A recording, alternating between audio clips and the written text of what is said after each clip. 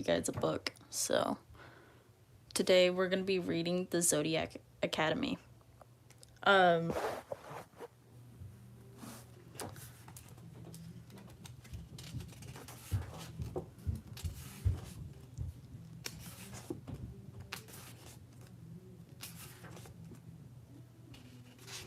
Okay. It's really interesting because like the book has a really cool map when it starts into it. I've never actually read it before, but it's got a cool look with it. Like, ooh, it's so pretty. It is literally such a pretty book. Like, okay, here, wait, let's see. Can I flip the camera? Okay. So, like, look, it has, like, a map right here. And then if I flip it to this first page, so freaking pretty. Like, so fucking pretty. Like, oh my gosh. Like, oh my gosh. It's, like, so pretty. Such a pretty book. I am, like, so serious right now. It's so pretty. Alright.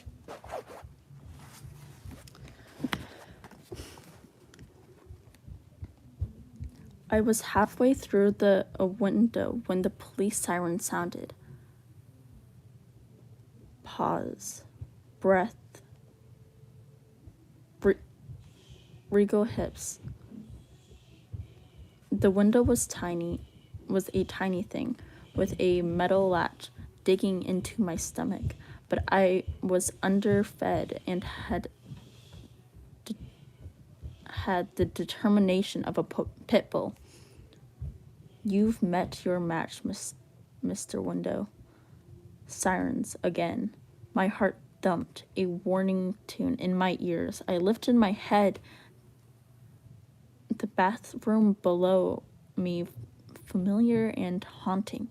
I didn't have to do this, breaking and entering, although technically I wasn't breaking anything. My sister was way better at this kind of thing, but maybe that was why I 28? I don't know what that means. Maybe that was why I was here instead of her. I wanted to prove I could do it. Hi. So I was damn well going to. Sirens closer this time, and whooshed. I was mentally carried away to a jail cell, then weeping dramatically on a stand in court. Hello.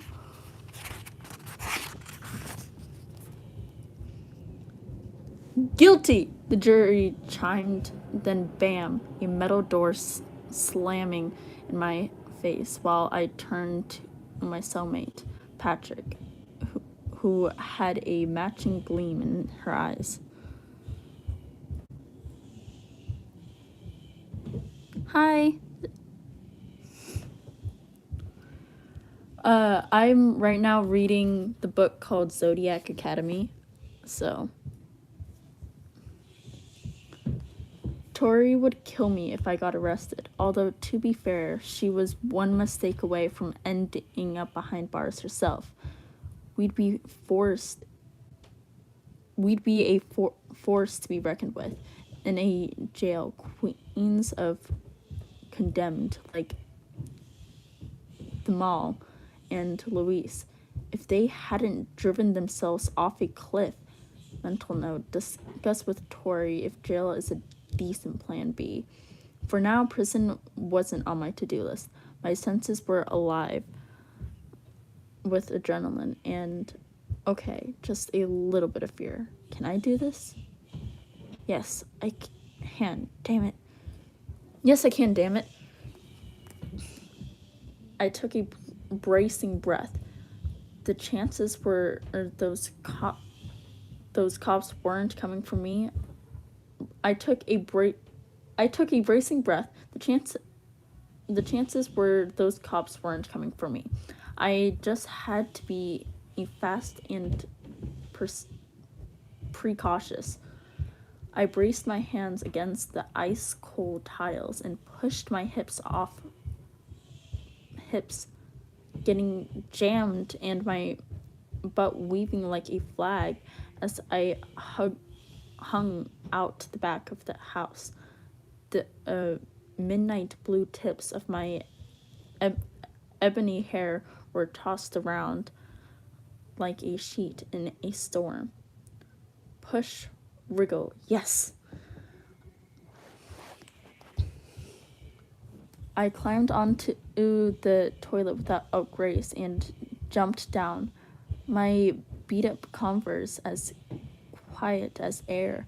As they hit the tiles, I took a moment to internally celebrate what I just achieved, rocking my hips to a silent tune. I did it. I yanked the door open, darting further into the house, which I knew was empty, and yet a knot fried and tugged apart in my chest. A floorboard creaked beneath my feet, and I moved, and the sound was a thunder crack in my ears.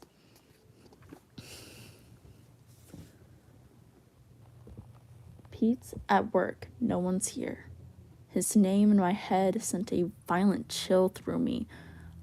Up until 3 months ago, this house had been mine and Tori's home, if you could call it that.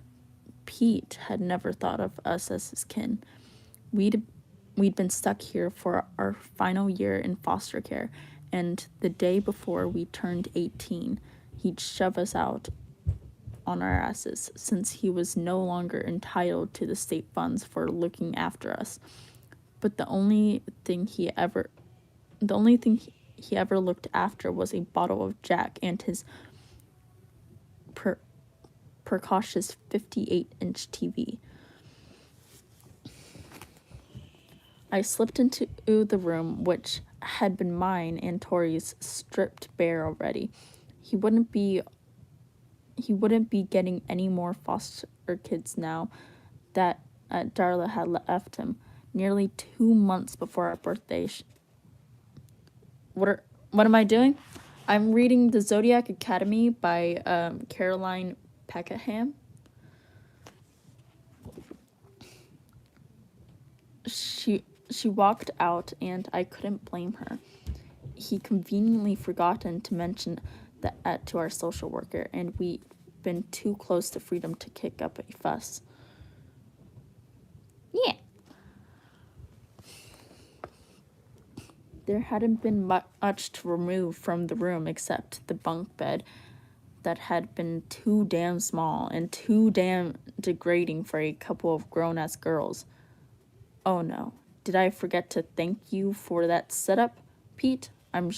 I'll be sure to do it on my own way out. I threw a caution to the wind and jogged loudly across the room. I pressed my palms flush to the wall, moving, searching. I grinned as I found the right spot. My head bounced with hope.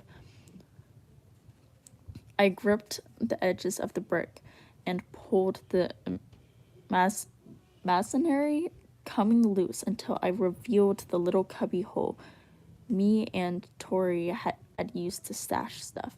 Reaching inside, I bit down my lip in concentration as I tried to feel what I was looking for. Cash, a whole wad. Hello! We'd been thrown out of Pete's house so hard and fast we hadn't had time to grab it, and it wasn't the type of thing we could have asked Pete to hand back to us. He'd have spent it on one night at the local casino, but we'd been saving for years.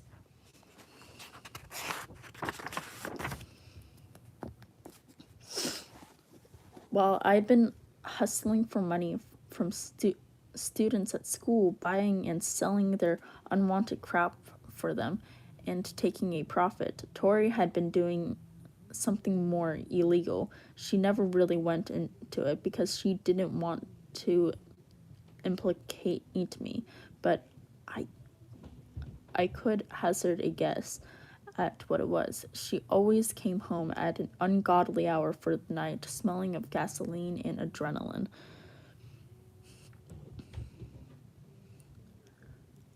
I couldn't find it in me to care about the sources of our funds. This money was our future in this precious brick hole.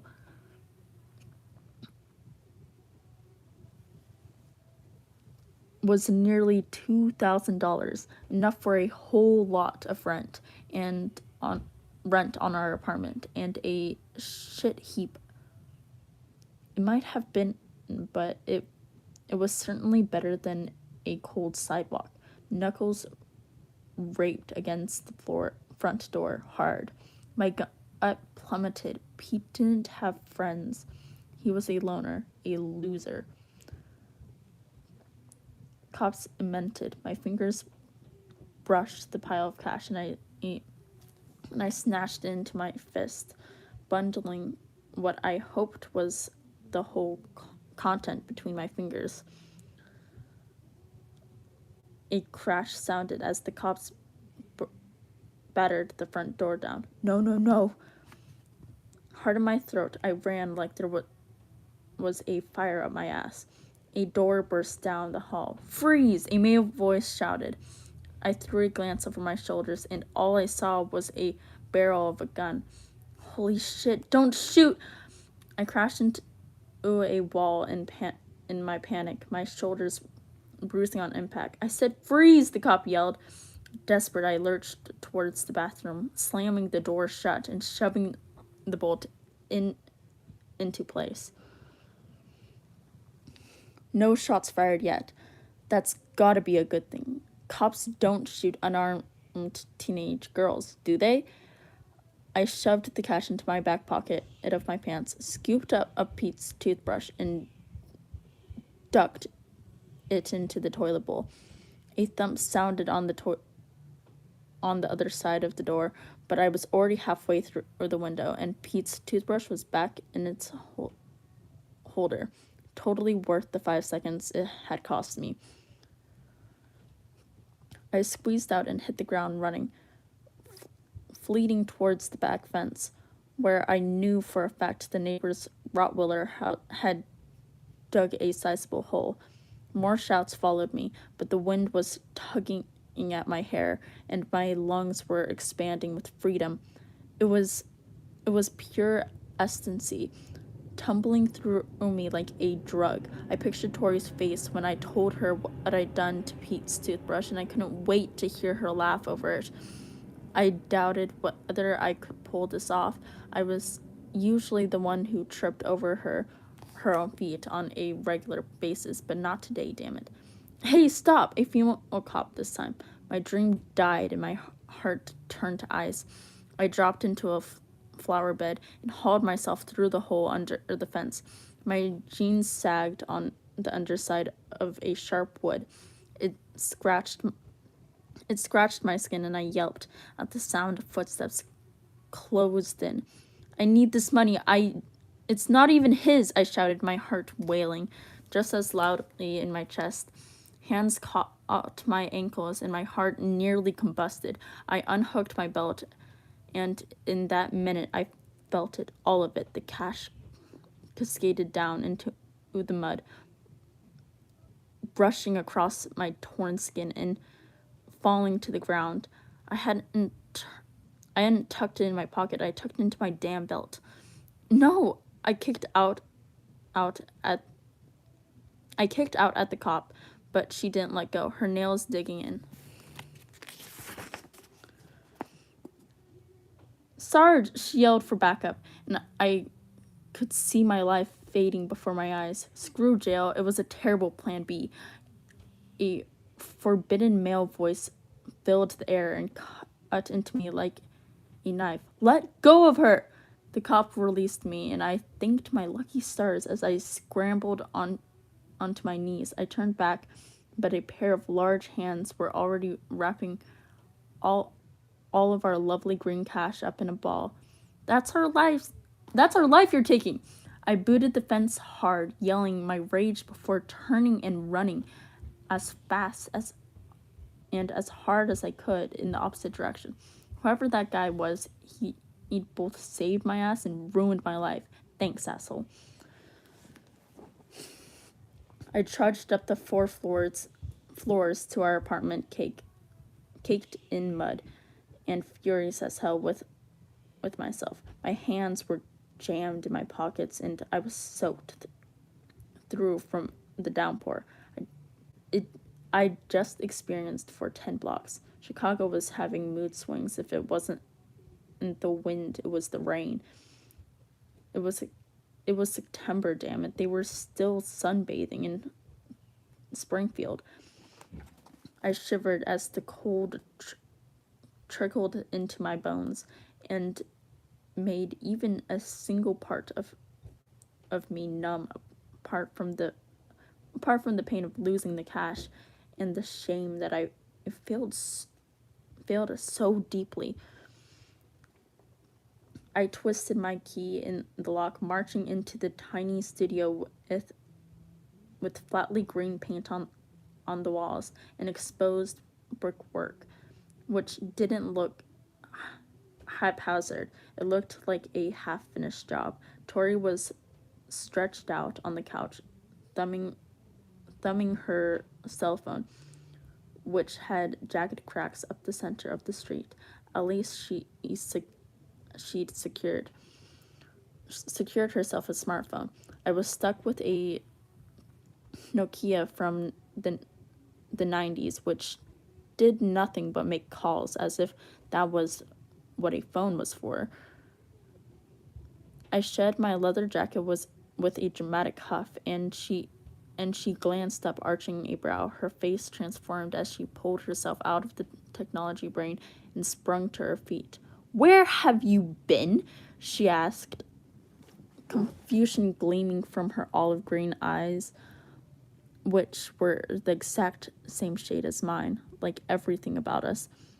Bronze skin that hinted to a Tina heritage we'd never know the full truth of, and our lips were full and wide.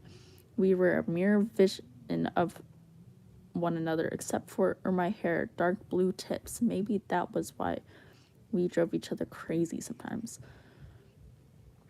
I threw my jacket on the floor without answering, tempted to stamp on it. Tori sucked in a breath, pointing at me. I looked down, finding my hem stained red with blood from the fierce catastrophe. It's fine. I tore the shirt off, dumping in the garbage bag we'd strung up in the 2-foot kitchenette, which didn't even have a toaster. I swallowed my pride and prepared to tell Tori just how much I'd failed us. I decided to get our money back from Pete, but the cops showed up. I ran, then I dropped the cash. I was so angry with myself that I bashed my fist down on the counter. Clumsy idiot. That was $2,000, Tori gasped. I know. I shut my eyes, my embarrassment devouring me from the inside out. I had to keep my head. I had to figure this out, because we were so effing screwed if we didn't. We'd only managed a few months' rent here, because we'd sold a single item of value we'd had when we left Pete's. A Gucci handbag I'd spotted in a thrift store. Labeled as a knockoff, Pete hadn't known that it was the real deal, or he would have gotten his greasy palms all over it the second he could. "Did they see you?" Tori demanded.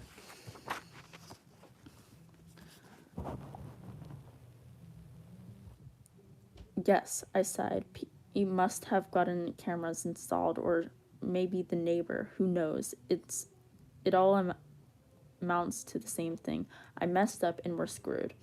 "They don't know where we live," Tori said thoughtfully. "It's the money, though, Tor." I flung myself on a threadbare couch, and we'd found down the alley. "Yeah, things were that shit, and the things were that shit," and groaned. How are we going to pay the rent? Tori perched the edge of the couch, punching my shoulders in the way. She always did that to say she loved me. Tori wasn't much of the fuzzy feeling type. Hello. Sorry. Fuzzy feeling type. But that didn't mean they weren't there. And though I sometimes wished for a few warm hugs, she'd always showed me she cared in her own way. It's cool, Darcy. I'm doing a job tonight. We'll figure it out after that. You are? I glanced up at her with a hopeful look, and my eyes anime wide. Yep, she grinned, but I couldn't tell she was still disappointed about the cash. Damn it, if only I had pocketed it. Why do I always mess everything up? The rain was slowing to a drizzle as the evening rolled in, and my stomach growled for a meal it wasn't going to get. Sorry, I said as Tori stared out of the window to the street beyond. But one good thing came out of it. She glanced over her shoulder at me, giving me a curious look. What? I piped Pete's toothbrush around the toilet bowl and the rimmed and all. Her mouth opened and she burst out laughing. My anger finally fizzled away as my own laughter joined hers, and her hollow little apartment was filled with something good for once. Alright, so that was chapter 1. If you guys like me reading the Zodiac Academy, please tell me. This was kind of like a little tester, because I tried reading the Zodiac Academy. I did the first chapter. If you guys wanna hear more, so it's like a little audiobook kind of style, make sure to tell me.